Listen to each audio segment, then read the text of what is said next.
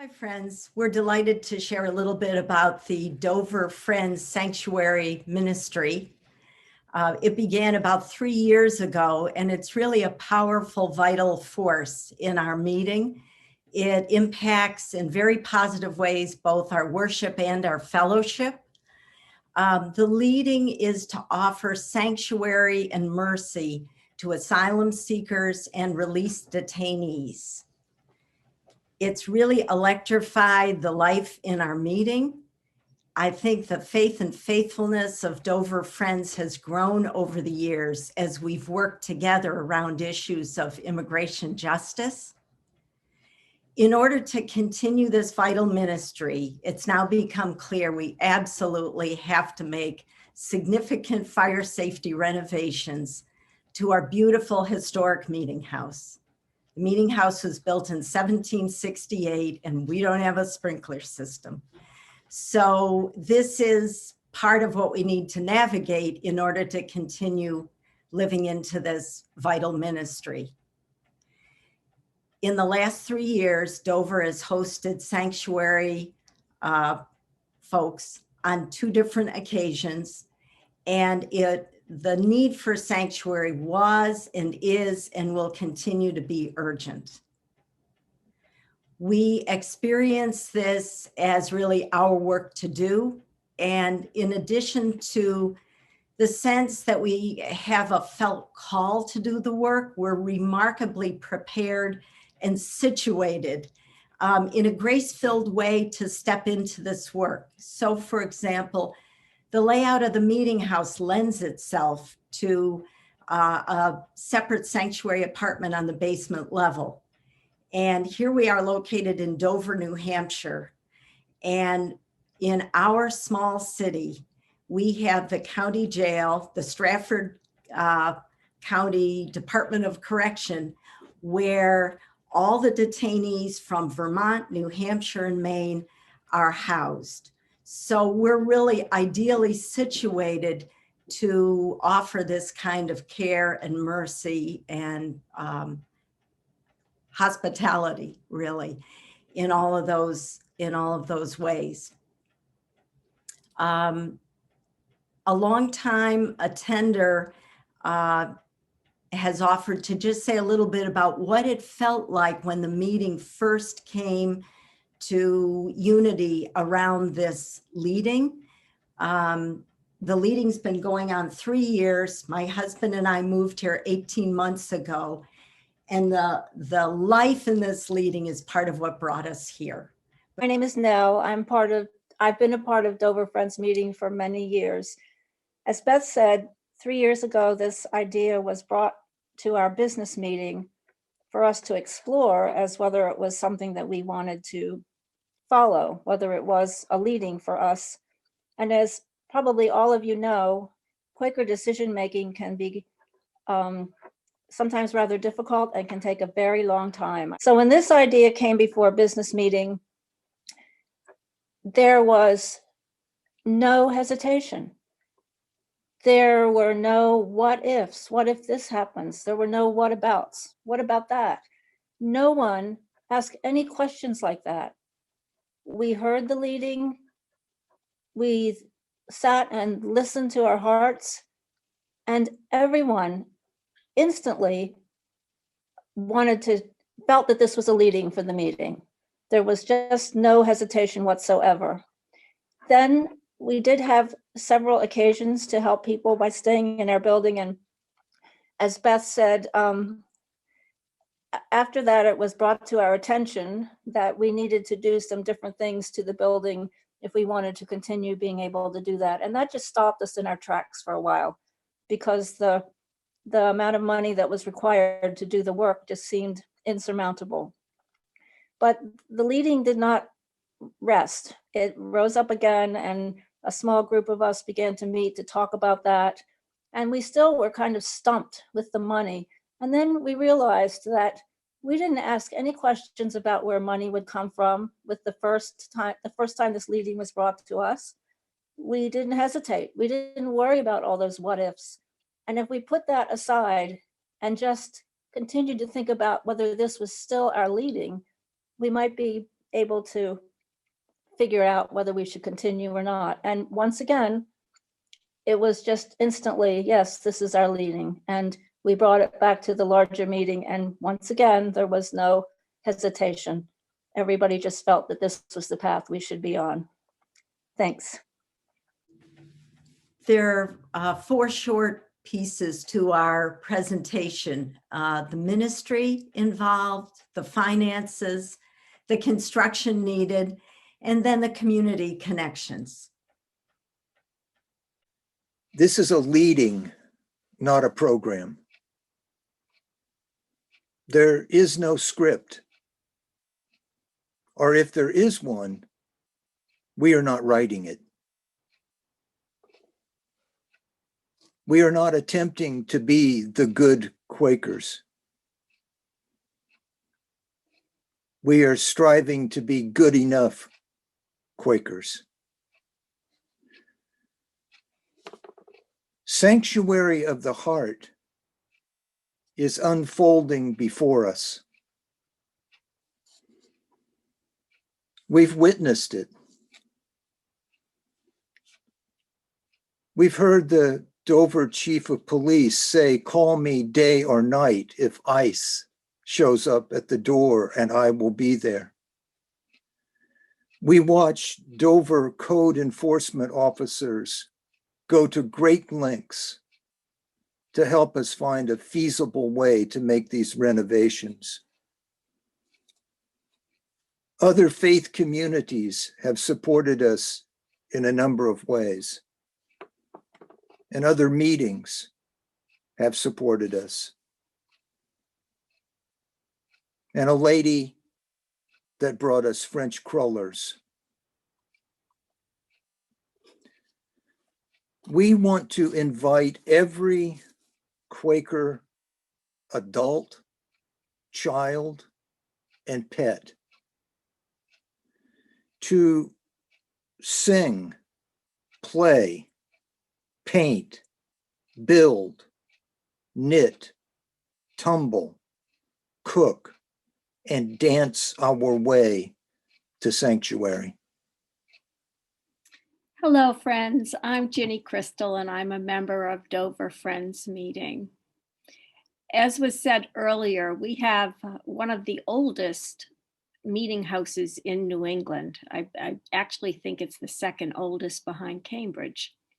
It is over 252 years old, so it does not have the same level of fire protection that would be built into a newer building. The fire chief in Dover was and is aware of our mission to provide sanctuary and has been very helpful. He also met with the architect and went over the zoning, and they found the proper designation for this small apartment in such a way as to keep our costs minimal, but still meet safety requirements. Most of this is adding fireproofing around the support beams in the apartment, as well as wrapping the staircases in fire retardant materials. So when we've talked about how expensive a project this could be, our first estimate, which we got over a year ago, was $85,000. Since that time, we have been told that building supplies have only increased in price. We have currently sent out solicitations for bids to several construction companies in this area, and we're waiting to hear back, excuse me, from them. We have established a separate line item for the sanctuary renewal account and are starting to receive some gifts from other individuals and granting institutions. And we're very thrilled that it seems to underscore that our leading is, in fact, going in the right direction. We're getting more creative about how we're going to raise the remaining funds, and we may consider a capital campaign that's on hold for now, but we did approach Dover Quarter, and they were very, very generous in giving us the great majority of the monies they have not spent this year. So we are hoping other meetings and quarters will join with us in supporting this leading, which we feel benefits all of New England Yearly Meeting. I'm Maggie Fogarty. My husband and children and I are members of Dover Friends Meeting, and I have been active in this sanctuary endeavor for the last couple of years. And I want to lift up that apart from the deep joy that we have when we are able to say yes to an immigrant neighbor in need and offer hospitality in a moment of crisis, alongside that joy is the great sense of abundance that we have as we experience the loving and generous partnership flowing from so many congregations in our Seacoast region of New Hampshire. From within 3 days of our meeting, realizing that we were led to offer sanctuary, and a call went out to some faith community partners in Dover and in other communities nearby. People stepped forward, pastors, faith community members, to say, how can we be a part of this with you? We have volunteers, we have our own communications tools, we have our ideas. And with their participation, we created the Seacoast Interfaith Sanctuary Coalition that has been meeting monthly, and at times we've had to meet more frequently. But ever since then, ever since that time of September 2017, we've built a vision together about what this work calls forth from us. We've articulated our values. We've learned together about the systems that have created this crisis in immigrant communities, systems that have been built in our name and funded with our tax dollars. We've done deep work together on racism and white privilege and how we step forward in this ministry in ways of dignity and mutuality and justice, seeking collective liberation. So we understand, as Beth said, that our ministry is much broader than our own faith community as we seek to accompany immigrants either currently detained at the Strafford County Corrections in ICE custody or community members at risk of detention and those who are being released from detention. Then we continue to rely on each other, and volunteers have come forth, financial resources have come forth for food, protocols have been developed, we've done trainings together, and it is a great sense of abundant capacity. So from our joy, we want to invite other Friends meetings to join us. There are so many ways that people can, by offering a host home, perhaps an empty room in your house or a mother-in-law apartment, or resources for a hotel room when someone needs a period of quarantine. Because we are welcoming people not only who are at risk of immediate detention by ICE, but people who are not at that immediate risk, but still need a safe, welcoming place to stay.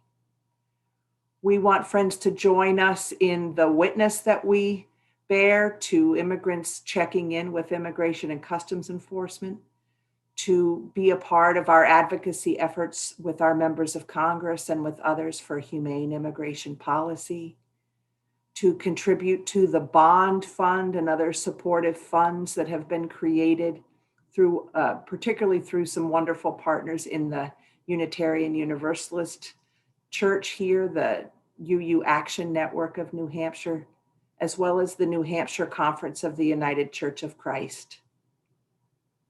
We also want friends to consider whether your meeting house might become a place of sanctuary as well. We were thrilled when the Philadelphia yearly meeting asked us to write up our experience with sanctuary so that they had an additional tool to encourage their meetings to listen for similar leadings and better discern what might be open for them. Because we learn from each other, we're inspired by each other. So we invite friends along on this journey with us that we can lift each other up. Thank you. And now we're reaching out to friends in Northern New England and beyond. We ask for your help in broadening our base of our discernment, helping us understand and make sure we stay on the right track. We invite your prayers to help us that we may succeed in this leading, and that you, friends, will join us in that. We invite your meetings to walk with us in whatever way Spirit leads you. Maggie has listed a number of ways that meetings may choose to get involved. I'd like to share with you a minute of support that came from our quarterly meeting, Dover Quarter, at their last quarterly meeting. Dover Quarterly Meeting joins with Dover Friends Meeting and endorses their leading to offer sanctuary in their meeting house. This leading arises from an increased awareness of immigrant justice issues, in part due to the presence of a local county jail housing immigration and customs enforcement detainees from across New England, and a desire to, in the words of the prophet Micah, do justice, love mercy, and walk humbly with your God. Dover Friends have twice been able to offer sanctuary, but now find themselves in a position of needing to make significant modifications to their meeting house to meet fire codes in order to continue. We find this leading comes from a place of deep faith and encourage friends of the quarter and beyond to consider if they may be led to join with Dover Friends in this leading. So friends, we ask, are you led to join with us? Can you help us follow through on this leading? It's a heavy lift for a small meeting like Dover, and we're clear to go forward in faith because we don't know what the outcome is going to be. But we do have faith and confidence that this is a genuine leading and the right course of action for us. And we invite you to join with us in that. Dover Friends would be happy to zoom into a meeting for business or another kind of a gathering related to your meeting or your quarterly meeting to sort of share what this story has been. There really seem to be two streams to the leading, or two aspects to it. One is the immediate offering of mercy and refuge and hospitality. And one is to spread the word and to encourage this interconnected, coordinated web so that the love can flow, the justice can flow, and we can all learn and support each other together. So we would love to engage with you, however that might illuminate your path. We have really found this to be transformative inwardly and within our community. So as often is the case when you reach out to be of service and compassion and justice, you find that you've been inwardly changed and that somehow it is part of that renewing of our mind and our heart that we hope happens. So, you know, we're deeply grateful that this leading has come to us, and we are happy to share it and invite you along with us.